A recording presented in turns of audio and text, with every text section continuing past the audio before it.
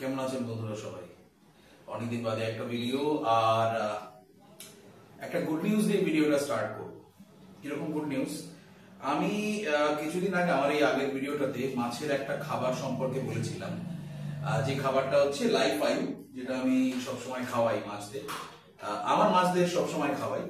তো এই লাইফ আয়ু খাবারটা নট বিকজ কি এটা ময়ূর স্যারের নিজের কোম্পানি, বাট অলসো আমি যদি দেখতাম যে খাবারটা খাইয়ে আমার মাছদের খুব একটা উপকার হচ্ছে না, তাহলে আমি রিভিউ করতাম না। বা কারণ খুব একটা বেশি কাউকে অসুবিধায় ফেলাটা আমার খুব একটা বেশি আমার ধাতে সয় না আর কি। যাই হোক, খাবারটা খাইয়ে আমার মাছের খুব উপকার হয়েছে, দ্যাটস ওয়াই আমি ময়ূর স্যারের এই লাইফ আয়ুর এই পার্টিকুলার এই খাবারটার আমি একটা রিভিউ দিয়েছিলাম এবং রিভিউটা ওয়াজ আ পজিটিভ রিভিউ। তো I got an excellent response from Mayur sir. Mayur sir আমার একটা ভিডিওতে কমেন্ট করেছিল এবং ময়ূর স্যার আমাকে পার্সোনালি মেইল করে জানিয়েছিলেন যে ইউ ডিজার্ভ আ গিফট।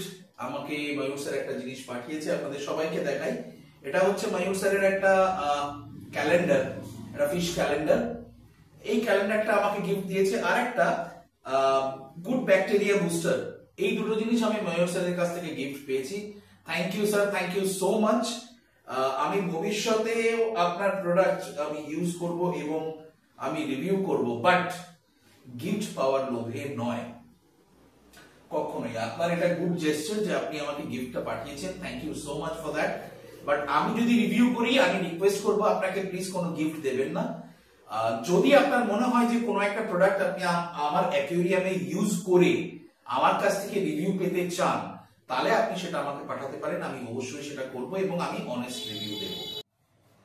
যাই হোক, আজকের ভিডিওটা যে কারণে আমি শুট করছি সেটা হচ্ছে যে দেখুন, প্রথম অ্যাকুয়ারিয়াম স্টার্ট করা, অ্যাকুয়ারিয়াম হবিটা স্টার্ট করা প্রত্যেকের একটা ন্যাক, অনেকের ন্যাক, এবং আমরা খুব থ্যাঙ্কফুল, আমরা যারা হবিস্ট খুব থ্যাঙ্কফুল যে এই হবিটা আস্তে আস্তে গ্রো করছে এবং মানুষের ঘরের মধ্যেই মানুষ একটা নেচারকে ভালোবাসাটা অভ্যাস করে ফেলছে। এবং এই যে আমরা রাস্তার মধ্যে দেখি যে মানুষ কুকুর দেখলে ঢিল ছোড়ে, অনেক বাচ্চাকেও আমি দেখেছি কুকুর দেখলে ঢিল ছুটছে, কুকুরের লেজে ইচ্ছে করে পা দিচ্ছে। সো যদি আমাদের এই হবির দ্বারা তাদের মধ্যে, সেই সব বাচ্চার মধ্যে পশু পাখির জন্য ভালোবাসা বা প্রেমটা জন্মায়, তাহলে আমার মনে হয় আমাদের পক্ষে ওটা খুব বেটার। বিকজ যারা কথা বলতে পারে না, কথা বলে মনের ভাব প্রকাশ করতে পারে না, তারা কিন্তু তাহলে এক্সটিংক্ট হয়ে যাবে এবং তারা কিন্তু বাঁচতে পারবে না যদি তারা আমাদের সহানুভূতি, আমাদের ভালোবাসা না পায়। সো এই কারণেই এই কথাগুলো বললাম, তার কারণ প্রত্যেকের যারা নতুন অ্যাকুয়ারিয়াম নিচ্ছেন বাড়িতে, বা যারা নতুন অ্যাকুয়ারিয়াম ইউজ করছেন বাড়িতে বা ভাবছেন নেব, তাদের মধ্যে একটা বিরাট বড় কোয়েশ্চেন হচ্ছে যে আমার মাছ মরে যাবে না তো? এবার আমার মাছ মরে যাবে না, সেটা আপনাকে একটু রিসার্চ করতে হবে যে কিভাবে অ্যাকুয়ারিয়ামটা আমি তৈরি করলে, কিভাবে সেট আপ করলে আমার মাছগুলো ভালো থাকবে এবং আমার মাছগুলোকে আমি বাঁচাতে পারবো, অনেকদিন তাদেরকে আমার সঙ্গে রাখতে পারবো। দেখুন, অ্যাকুয়ারিয়ামের যেহেতু দেখুন আমাদের বডিতে 75% ওয়াটার, জল। অ্যাকুয়ারিয়ামের কিন্তু মোটামুটি আপনি ধরে রাখুন 75 to 80% জল। জলটাই হচ্ছে মেইন ইনগ্রেডিয়েন্ট অফ অ্যাকুয়ারিয়াম। আমি কাচের এই বাউলটার মধ্যে মাছ রাখতে পারি, আমি একটা গোল বাউলের মধ্যে যে গোল্ড ফিশ রাখতে পারি, এটা আমার পছন্দের। আমি একটা 1 ফুটের কিউব অ্যাকুয়ারিয়ামের মধ্যে রাখতে পারি, আমি একটা 2 ফুটের ব্ল্যাক ওয়াটার অ্যাকুয়ারিয়াম তৈরি করতে পারি। কাচটা হচ্ছে মেইন মেটেরিয়াল এবং তার শেপ, তার সাইজ সবকিছু আমার উপর ডিপেন্ড করছে। বাট একটা জিনিস কনস্ট্যান্ট, সেটা হচ্ছে জল। এই জল একটা এমন জিনিস যেটা ছাড়া মাছ বা জলজ প্রাণী বাঁচবে না, সিম্পল। তো এই জলের কোয়ালিটিটা আমাকে কিরকম রাখতে হবে, জলের কোয়ালিটিটা আমাকে কতটা ভালো রাখতে হবে, জলটা কি কি ভাবে আমি প্রসেস করতে পারবো, সেটা আমরা প্রথম যখন অ্যাকুয়ারিয়াম তৈরি করি কেউ কিন্তু ভাবি না। বাট অ্যাকুয়ারিয়ামের দোকানে আপনি গেলে আপনাকে কিন্তু অ্যাকুয়ারিয়াম কিনলে পরে একটা জিনিস দোকানদার, হ্যাঁ কিছুটা তার সেল করার প্রয়োজন আছে, তার জিনিসটা বিক্রি হবে, বাট কিছুটা কিন্তু 50% কিন্তু আপনার ভালোর জন্য একটা কথা আপনাকে সবসময় বলবে যে আপনি কোনো ফিল্টার লাগাবেন না। এটা কিন্তু আমি আমার চোখের সামনে অনেক দোকানদারকে জিজ্ঞেস করতে দেখেছি, আমি চুপ থাকি, বিকজ আমার মনে হয় যে ওর সেলসটা হ্যান্ডেল করুক, আমি মাঝখানে ইন্টারফেয়ার করবো না। বাট ওরা জিজ্ঞেস করবে যে আপনি কোনো ফিল্টার লাগাবেন না। এই ফিল্টার একটা বিরাট বড় প্রশ্ন, যে আমি যখন প্রথম অ্যাকুয়ারিয়াম স্টার্ট করব কি ফিল্টার লাগাবো।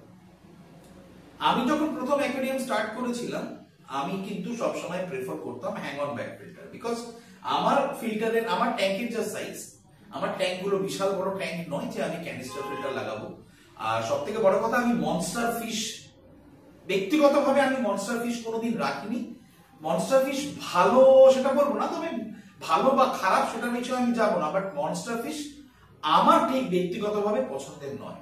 কারণ মনস্টার ফিশ একটা এমন ব্যাপার, সেটা হচ্ছে যেসব মানুষের চোখে এমন একটা জিনিস ভালো লাগে যে একটা জিনিস থাকবে সেটাই ব্রিলিয়েন্ট, তাদের ক্ষেত্রে মনস্টার ফিশ মনে হয় খুব ভালো। আর আমার ব্যক্তিগত মতামত, আমার দৃষ্টিকোণ থেকে যদি আমি দেখি, তাহলে আমার variety of fishes, colour of fishes যদি ডিফারেন্ট হয় আমার চোখে সেটা ভালো লাগে। এটা যে কার মানে এক একজনের ব্যক্তিগত ওপিনিয়ন, সিম্পল। নাও আমি আমার ট্যাঙ্ক অনুযায়ী আমি hang on back filter use করতাম।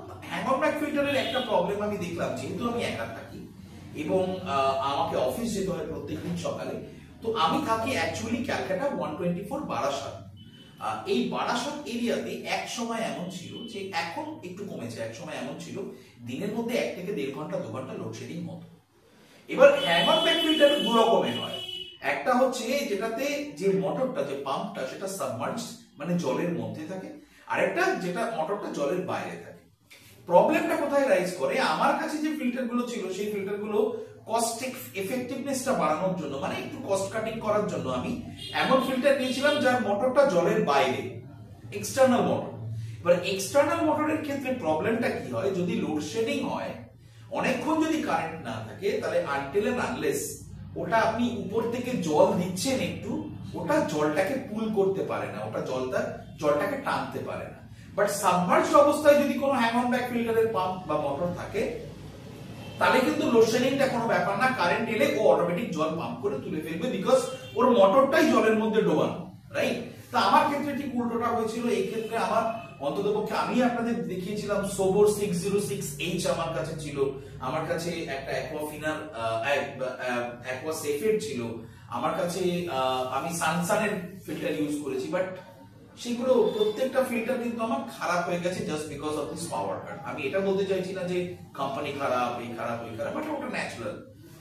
অবশেষে আমি একটা জিনিস ডিসাইড করেছি, যেটা আপাতত বন্ধ আছে ভিডিওর জন্য, সেটা হচ্ছে I would like to use, আমি কিছু কিছু ক্ষেত্রে আমার 3টে ট্যাঙ্কে আমি এখন ইউজ করছি যেটা, সেটা হচ্ছে sponge filter, which is a basic filter। এবং বেসিক ফিল্টারটা মানে একদম অ্যাকুয়ারিয়ামের শুরুতে এই ফিল্টারটাই হচ্ছে বেস্ট ফিল্টার। ইনস্টেড অফ আমি আপনার হবিটাকে কমপ্লিকেটেড না করে, প্রফেশনাল না করে, যদি ভালোবাসার দিক দিয়ে আপনি হবিটা করেন, স্টার্ট করেন, তবে আমার মনে হয় sponge filter is the best idea. Sponge ফিল্টারে যেটা মেন যেটা কনসেপ্ট, সেটা হচ্ছে একটা স্পঞ্জ থাকবে, ভিতরের দিকে জল পাম্প করে ও মোটরের সঙ্গে অ্যাটাচ করা থাকবে, জলটাকে স্পঞ্জের মাধ্যমে ভিতরে ঢোকাবে, স্পঞ্জটাই হচ্ছে একমাত্র ফিল্টারাইজেশন, স্পঞ্জের মধ্যে দিয়ে ভিতরে ঢোকাবে, ভিতরে ঢুকিয়ে ও উপরে একটা আউটলেট আছে, সেই আউটলেট দিয়ে বার করবে। যখন আউটলেট দিয়ে বার করবে, আউটলেট থেকে কিন্তু বাবলস এর মাধ্যমে জলটা বেরোবে, এবং যেহেতু বাবলস এর মাধ্যমে জলটা বেরোয়, সেহেতু জলের মধ্যে একটা সারফেস এজিটেশন শুরু হবে এবং জলের মধ্যে অক্সিজেনটা জেনারেট হবে। So this is the basic concept of sponge filter, correct. এইবারে স্পঞ্জ ফিল্টার যখন আমরা চালাই, তখন আমরা দেখি যে ওই প্লাস্টিকের যে নল মতো একটা দেয়া থাকে, সেটার ভিতর দিয়ে যখন জল বেরোচ্ছে, এটা ভীষণ রকম ভাবে বড় বড় বেরোচ্ছে এবং ভীষণ ভীষণ আওয়াজ করে জলের মধ্যে একটা কুলকুল শব্দ, নদীর মতো একটা শব্দ তৈরি করে হচ্ছে, এবং এটাতে সারফেস এজিটেশন খুব বেশি হচ্ছে। এবং সব থেকে বড় কথা হচ্ছে, আপনার কাছে পার্টিকুলার যদি কিছু মাছ থাকে, যেমন বেটা ফিশ, অ্যাঞ্জেলস, গোল্ড ফিশ, এই মাছগুলো কিন্তু মুভমেন্ট করতে পারবে না যদি প্রচন্ড রকম টোটাল ওয়াটারটা এজিটেট করে। তার কারণ এদের ফিনস আছে, এরা কিন্তু মুভমেন্ট করতে পারবে না। So to reduce that one, আমরা কি করি, আমরা একটা ইঞ্জিনিয়ারিং তৈরি করেছি। ইঞ্জিনিয়ারিংটা কি করে তৈরি করেছি, আমরা স্পঞ্জ ফিল্টারই ব্যবহার করব, কিন্তু ওয়াটার অ্যাজিটেশনটা কমিয়ে দেব। কিভাবে কমাবো, আমরা এই স্পঞ্জ ফিল্টারের মধ্যে একটা এয়ার স্টোন ঢুকিয়ে দেব। এয়ার স্টোনটা ঢুকিয়ে দিলে পরে স্পঞ্জের থেকে ভিতরের থেকে যে জলটা অ্যাজিটেট হবে, যে জলটাও টানবে, সেটা এয়ার স্টোন যেটা বার করবে, এয়ার স্টোন কিন্তু ছোট ছোট বাবলসে কনভার্ট করে দেবে, এবং কনভার্ট করে দিলে পরে ওয়াটার অ্যাজিটেশনটা খানিকটা কমবে, এবং আপনার মাছগুলো ভিতরে যে মাছই থাকুক না একটু রিলিফ হবে, ওদের সুইম করার ক্যাপাসিটিটা বেড়ে যাবে। সো ফ্রেন্ডস, আজকের ভিডিওটা এই নিয়ে যে আমি দেখাবো যে একটা স্পঞ্জ ফিল্টারকে একটা এয়ার স্টোন দিয়ে আমি কিভাবে আরো ভালো এফেক্টিভ করতে পারি। সো দেখতে থাকুন।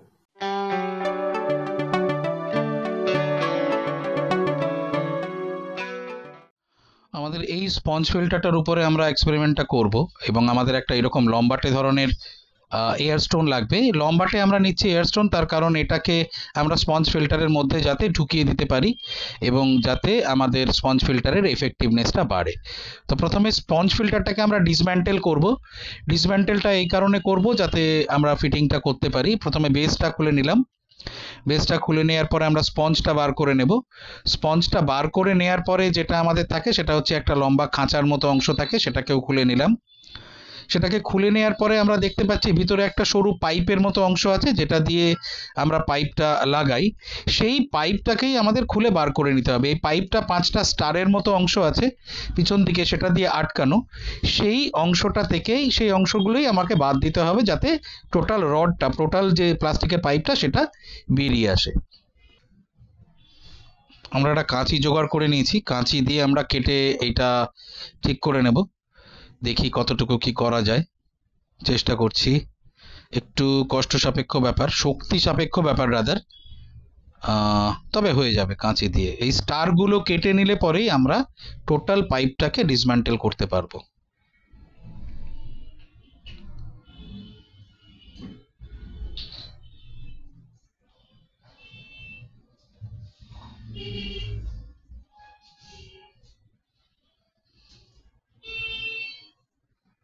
আরো একটা ছোট্ট অংশ লেগে রয়েছে এটার মধ্যে, এটাকেও আমাদের করতে হবে, বার করে নিতে হবে। এবারে আমরা পাইপটাকে বার করে নিতে পারবো পিছন থেকে। মনে হয় কিছুতে আবার একটা আটকাচ্ছে। এই স্টারগুলো খুলে নিলে পরেই পাইপটা, দেখুন টোটাল পাইপটা বার করে নিলাম, আর খাঁচাটা পুরো ফাঁকা হয়ে গেল। এইবারে ইজিলি আমাদের স্টোনটা এর ভিতরে ঢুকে যাচ্ছে। এবার আমাদের আরেকটা জিনিসও করতে হবে, যেটা বেসটায় না, যেটা উপরে যে খাঁচাটা লাগে সেই খাঁচাটার মধ্যে দেখুন স্টোনটাকে এইভাবে ঢোকাতে হবে আমাদের ফিল্টারটার মধ্যে। আর উপরের যে খাঁচাটা, নিচের বেসটা লাগিয়ে দিলাম। এইবার উপরে খানিকটা অংশ বেরিয়ে রয়েছে, খানিকটা অংশ বের করার জন্য আমাদের এইবার এইভাবে উপরের অংশটা লাগাতে হবে, কিন্তু উপরের অংশটা আটকে যাচ্ছে। তার কারণ উপরের যে অংশটায়, ওটাতেও একটা স্টার মতো জিনিস রয়েছে, ওটাকেও আমাকে কেটে প্রবাবলি বার করতে হবে। তাই খুলে নিলাম, খুলে নিয়ে দেখি ওটাকে কিভাবে ব্যবস্থা করা যায়। ওটাকেও কাঁচি দিয়েই করতে হবে আমাদের। দেখুন আটকাচ্ছে না, অনেকভাবে চেষ্টা করেও এটা আটকাচ্ছে না। সো আমাদের এইটা কেটে নিলে পরে ঠিক হয়ে যাবে। চেষ্টা করছি কিন্তু আটকাচ্ছে না। এটা মাপটা একটু বড়, স্টোনটার মাপটা একটু বড়, দ্যাটস ওয়াই এটা এখানে এভাবে আটকাচ্ছে না। সুতরাং আমাদের যেটা করতে হবে সেটা হচ্ছে আমাদের এই স্টোনটা যেরকম আছে, স্টোনটা যেরকম আছে সেরকমই থাকবে। উপরের যে অংশটা, ওই অংশটা থেকে আমাকে এই স্টারগুলো কেটে বাদ দিতে হবে, যাতে উপরের অংশটা এটাতে না আটকায়। এইবার এক একটা করে কাটা আরম্ভ করলাম। হাতটা খুব স্লিপ করছে, এটা এইভাবে হয় না, এইভাবে এটা কাটা যাবে। দেখুন আমরা ওটা করে ফেলেছি। এইবার এটাকে কিভাবে লাগাবো, এটা ইজিলি লেগে যাচ্ছে এবার, তার কারণ এটার ওই স্টারটা আমরা কেটে বাদ দিয়ে দিয়েছি। পাইপটা ঢোকালাম, পাইপটা ঢুকিয়ে আমি প্রথমে এয়ার স্টোনে কানেক্ট করে দিলাম। এয়ার স্টোনে কানেক্ট করে দেওয়ার পরে আমি এটা লাগিয়ে নিলাম। তারপরে ওই সরু পাইপটা যেটা আছে আমাদের ক্রিস্টাল পাইপটা, ওই পাইপটা আমি এটার ভিতর দিয়ে গিয়ে এটা আটকে দেব। ঠিক আছে, এইবার আমি সেট আপ করে আপনাদের দেখাচ্ছি রেজাল্টটা কি দাঁড়ায়।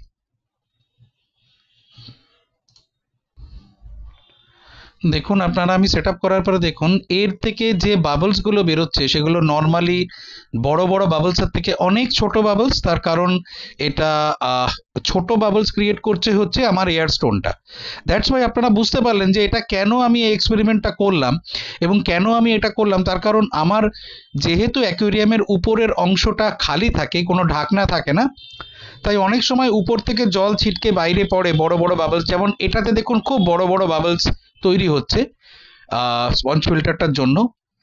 এটাতে কিন্তু যেহেতু এয়ার স্টোনটা ভিতরে ফিট করা রয়েছে, একটা একটা ইঞ্জিনিয়ারিং মতো করা রয়েছে, তাই এটাতে কিন্তু স্পঞ্জ ফিল্টারটা এফেক্টিভ হচ্ছে, সেম এফেক্ট লাগছে স্পঞ্জ ফিল্টারটা, কিন্তু বাবলসগুলো অনেক ছোট এবং মসৃণ। এর ফলে অক্সিজেন জেনারেশনটা অনেক বেশি হবে নর্মাল ট্যাঙ্কের থেকে, নর্মাল বাবলসের থেকে, এবং আমার ওয়াটার অ্যাজিটেশনটাও একটু কমবে, যার জন্য জল ছিটকে বাইরে পড়বে না বা জল ছিটকে আমার লাইটে লাগবে না। তো কেমন লাগলো? আইডিয়াটা কিন্তু দুর্দান্ত। একটা এয়ারস্টোন দিয়ে আমরা এমন ভাবে স্পঞ্জ ফিল্টারটা সেট আপ করেছি, সেটাতে আমার ওয়াটার অ্যাজিটেশনটা কমেছে, জলের মধ্যে সেই তোলপাড় জিনিসটা হচ্ছে না, কিন্তু আমি অক্সিজেনটাও খুব ভালোভাবে জেনারেট করতে পারছি আর আমার মাছগুলো ভালোভাবে সুইম করতে পারছে। এভাবে যদি আপনারা ফলো করেন এবং ফলো করে স্পঞ্জ ফিল্টার লাগান, তাহলে আপনার স্পঞ্জ ফিল্টারটা আরো বেশি এফেক্টিভ হবে। যদি বাবলস ছোট হয়ে যায় তাহলে কিন্তু অক্সিজেনটা আরো বেশি জেনারেট হবে এবং আপনার অ্যাকুয়ারিয়ামের যে ইকোসিস্টেমটা সেটা মেনটেন থাকবে, জলটাও কিন্তু সাইকেল হচ্ছে। আর স্পঞ্জ ফিল্টারকে কেউ ছোট করে দেখবেন না। স্পঞ্জ ফিল্টার কম দাম, but sponge filter is very very effective. আমার মতে যদি আপনার অ্যাকুয়ারিয়ামের জলকে ক্রিস্টাল ক্লিয়ার করতে হয়, যেটা দেখতে খুব সুন্দর লাগবে, ক্রিস্টাল ক্লিয়ার, তাহলে আমার মনে হয় স্পঞ্জ ফিল্টারটা একবার ট্রাই করা উচিত। স্পঞ্জ ফিল্টারটা কিন্তু ওয়ান অফ দ্য বেস্ট ফিল্টারাইজেশনস। এটাতে আপনার বেনিফিশিয়াল ব্যাকটেরিয়াও জন্মাবে, এটাতে আপনার জলটা পরিষ্কার হবে, ক্লিন হবে। হয়তো একটু সময় সাপেক্ষ ব্যাপার, হয়তো অন্য খুব ভালো ফিল্টারে যেটা 1-1.5 ঘন্টার মধ্যে ক্রিস্টাল ক্লিয়ার হয়ে যাবে, স্পঞ্জ ফিল্টারে 4-5 ঘন্টা লাগবে। বাট স্টিল যদি কস্ট এফেক্টিভনেস দেখেন, তাহলে sponge filter is one of the best. আপনারা ট্রাই করতে পারেন। ঠিক আছে, আজকের ভিডিওটা এই পর্যন্ত থাক বন্ধুরা। আবার জানি না, আমি প্রত্যেকবার বলি যে খুব তাড়াতাড়ি ভিডিও আনবো, কিন্তু দেরি সেই হয়েই যায়। আবার নেক্সট ভিডিওর জন্য একটু অপেক্ষা করুন। আমি নেক্সট ভিডিওতে দেখাবো যে অনলাইনে কখন জিনিসপত্র কিনলে, বিশেষ করে কোন রকম কোনো ফুড প্রোডাক্ট বা অ্যাকুয়ারিয়ামের কোনো প্রোডাক্ট যেটা জলের মধ্যে আপনি দেবেন, সেই প্রোডাক্ট কিনলে পরে আপনাকে কিন্তু একটু দেখে শুনে কিনতে হবে এবং সেফ থাকতে হবে। কারণ আমি খুব জোর বাঁচা বেঁচে গেছি এই ভিডিওটার জন্য। ওয়েট করে থাকুন। Till then, thank you so much. নতুনরা সাবস্ক্রাইব করবেন আর পুরনোরা কমেন্ট করবেন আর লাইক দেবেন। চলি, টাটা।